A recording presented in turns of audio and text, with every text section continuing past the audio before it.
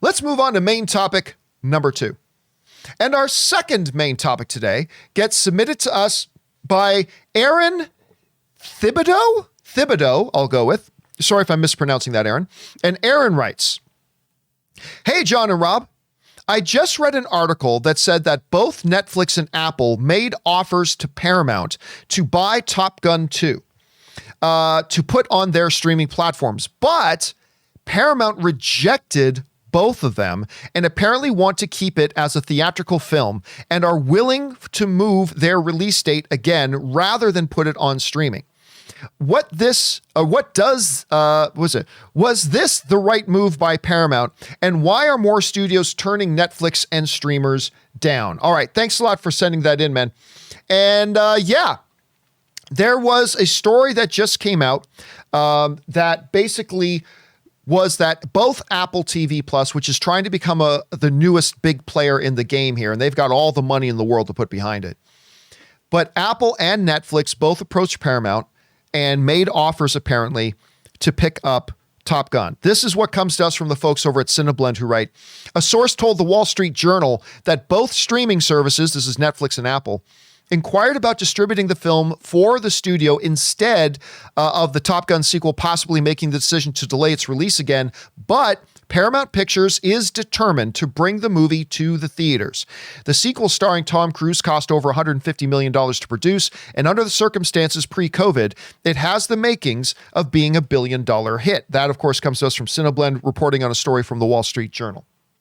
All right. So why would a studio like Paramount turn down Netflix and Apple and whatever? It's basically because of this when we do the math. For a movie like Top Gun, this is a movie. Now, not all movies have huge, massive box office potential. They don't all have that same potential. But when you get movies like Top Gun, right? Let me just put this to, why turn down Netflix? When you have movies like Top Gun, or you have some other bigger movies that have, let's just say, bigger upsides for what they could potentially make at the box office. Let's go over to, I wasn't planning on doing this, but let's go over to the Campea Classroom here for a second. Why turn down Netflix? Well, here's the thing. Right now, Netflix and others are offering prime movies. We're talking about premium movies, like larger scale movies. Prime movies around tops of 200 million. All right. So right now you have these streaming services that I think the biggest number we've heard, Rob, so far for an acquisition from one of the streamers has been $200 to $250 million in that neighborhood. Right. Yeah. So I think that's been the top dollar they're willing to spend. Why not offer more? Well, the reason they can't offer more is because the streaming services have to consider return on investment. Like, how much money can we assume that we're going to make off of this one movie we're making an offer of? Not 50 movies, but this one movie. If we put up $200 million, can we expect that this one movie by itself will generate $200 million in revenue for us over the course of 5 years? Will one single movie do that? And for some movies, they think maybe there's a chance they can. For some movies, they think they can't. That is why Bond wanted $600 million. Remember this, Rob? Oh, yeah. They tried to buy it from the studio. They wanted James Bond No Time to Die on the streaming services. But Bond said, okay, we can talk, but the conversation has to start at $600 million.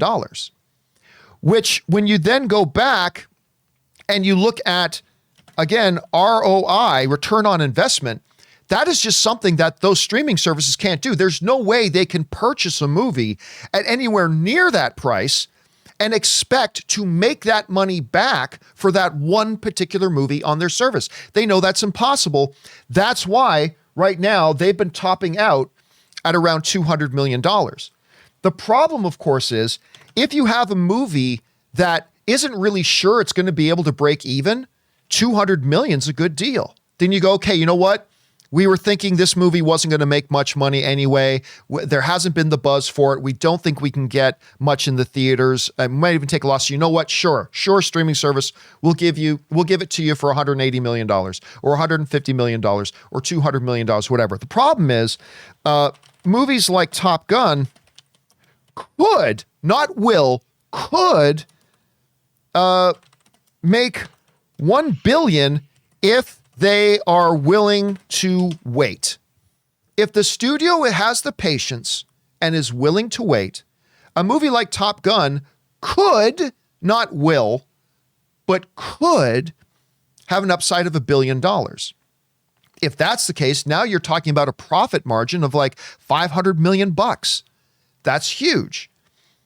That's profit. I mean, if they took $200 million from Apple or whatever, maybe they'll break even. Maybe they'll break even at that point. So it becomes a really difficult balancing act they have to walk. And by the way, Chris West in the live chat just put in a super chat badge. Thank you for that, Chris West. We appreciate that, man. So it becomes a little bit of a balancing act. Rob, I don't blame Netflix or Apple approaching these studios and saying, hey, you got a big movie. Because you know what? If Apple or Netflix could get a Top Gun 2 for $200 million, from Netflix's point of view, I think that's a decent deal. I think that's a good thing for them. But I can completely see why a Paramount would look at that and say, we would be throwing hundreds of millions of dollars away if we did that. So I can kind of understand them doing that. Rob, from both points of view, do you think Netflix and Apple TV making an offer was a wise offer to make, that getting a movie like Top Gun 2 is a good investment for them? And then oppositely, what do you think about Paramount turning that down? And was them turning that down the right move for them at this point? How do you see this? Well, one, I think, with CBS All Access announcing they're now rebranding as Paramount Plus, well, they're going to need their marquee movies as well. That's true. So Top Gun Maverick is definitely going to be one of them that they would pair up with their original Top Gun. That's a complete legacy property. And now that they're going to go into the streaming service by themselves, they need that. On the other hand, who knows when that's going to be, and who knows how that's going to take off? We don't know. So I think obviously both Apple and Netflix could benefit.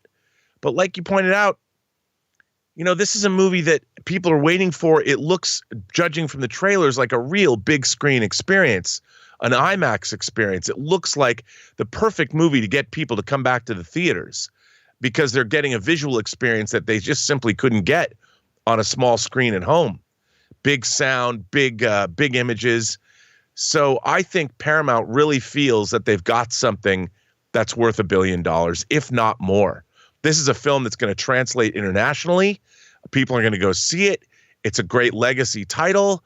I think if Paramount, if they have one thing coming out that can make them $1 billion and make a big splash internationally in theaters, it's this movie.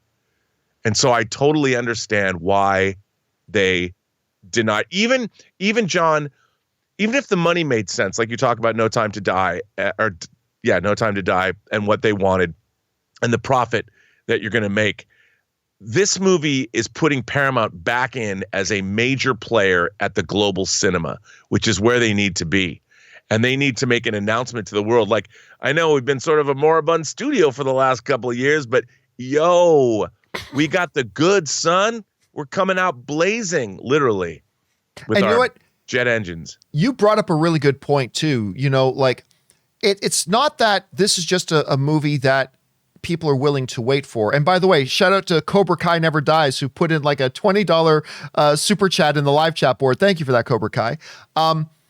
This is a movie people have already been waiting 20 plus years for. Right. People have been waiting over 20 years already. Paramount's looking at this and thinking, they'll wait another 9 months. They'll wait another 8 months. I mean, this is literally something we have waited. For some people, they've gone their entire lifetimes between when the first Top Gun movie came out and when they're talking about the second one. So, yeah, and that's a great observation, too, about Paramount Plus, because they're going to want this thing in theaters. They're going to want it to make its 800 million, billion, however long they need to wait to make that happen. And then they're going to want to put it on Paramount Plus. And they're going to want to say, here, everybody, now our streaming service is a major player, too. And it won't be long before all the Transformers movies are on there and all the Mission Impossible movies are going to be on there. So they're going to start positioning themselves. And I think Top Gun 2, like you said so astutely, I think that's going to become one of the major players. The question is for you guys. What do you think about this? Do you think it was reasonable that Netflix and Apple would at least make an offer? Do you think it's reasonable that Paramount then turned it down? Why are you guys even still excited for Top Gun 2? I got to admit, I thought it was too little too late, but I've been growing in my anticipation for it. So I don't know. We'll see. But what do you guys think? Jump down into the comments section below and let us know your thoughts. All right, guys.